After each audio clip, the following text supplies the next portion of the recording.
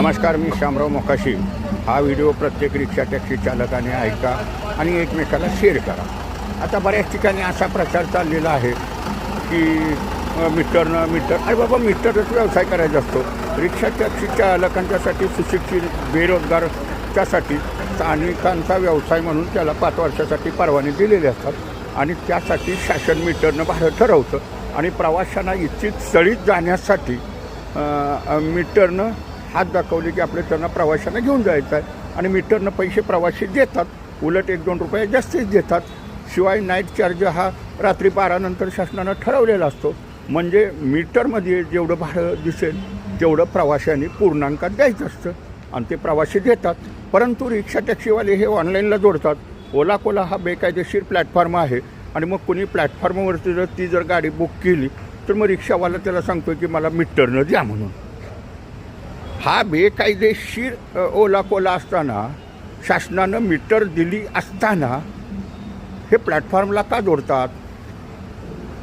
म्हणजे मीटरनंच व्यवसाय करायचा असतो, प्रवाशींना इच्छित स्थळी जायचं असते, हे मात्र लक्षात ठेवा। भाडी नाकारू नका, मीटरनं व्यवसाय करा। प्रवाशांनी हात लावला की तुम्हाला त्यांना इच्छित स्थळी सोडा। प्रवासी भाडं तुम्हाला मीटरनंच देतात आणि मीटर शासनानं का बसवलेले आहेत ह्याचा विचार करा आणि ह्यातच तुमचा फायदा आहे। नुसतं ओला कोला त्याचा प्रचार करतच बसू नका, कारण तुम्हाला जर तुमचा स्वतःचा व्यवसाय सक्षम करायचा असेल तर तुम्हाला मीटरनंच व्यवसाय करायचा असतो आणि मीटरसाठी सुद्धा कायदे आहेत। तुम्ही मीटर बंद ठेवून जर तुम्ही गाडी चालवली तर तुमच्यावरती कारवाई होते मीटर बंद म्हणून। तुम्ही प्रवाशांच्याकडून जास्ती पैसे मागितले तरी कायद्यानुसार कारवाई होते। ओला कोला हा बेकायदेशीर आहे, ह्यानेच जोडल्यात ओला कोलाला आणि सांगतात आम्हाला भाडं कमी देतो। ओला कोला हा एक प्लॅटफॉर्म आहे, त्या प्लॅटफॉर्मनं बुकिंगची व्यवस्था केल्यामुळं तो कमिशन एजंट आहे, तुमचेच पैसे खातो तो, हे मात्र लक्षात ठेवा। आणि तुम्ही पुन्हा त्याचाच प्रचार करतायसा आम्हाला ओला कोलावाला भाडं कमी देतो। सरकारनं तुम्हाला सांगितलं आहे का ओला कोलाला जोडा म्हणून? कुणी सांगितलं आहे का? तुमच्या मर्जीनं तुम्ही काम करतायसा।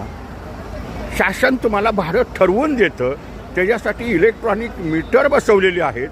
मीटरमध्ये जेवढे पैसे दिसतील तेवढे प्रवासी देत असतात आणि मग आता मीटरनं काय चालू आहे? मीटरनंच व्यवसाय करा, आपल्या वाहनाचे पेपर अपडेट ठेवा, कायद्यानं व्यवसाय करा आणि मीटरनं तुम्ही गाड्या चालवल्या तरच त्याच्यात तुमचा फायदा आहे। हा व्हिडिओ शेअर करा। धन्यवाद।